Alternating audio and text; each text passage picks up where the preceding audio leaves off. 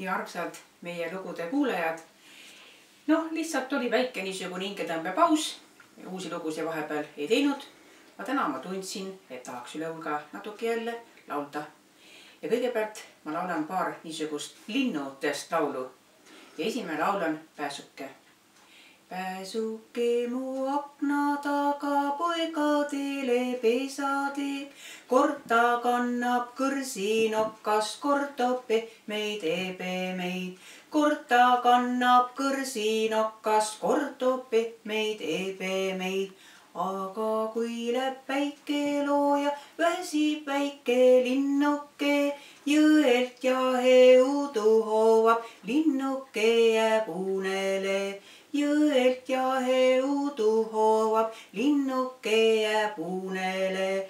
Hommikul ju õige vara kõlab jälle linnulaul ja ta pesa ehitama hakkab rõõmsalt uuel jõul.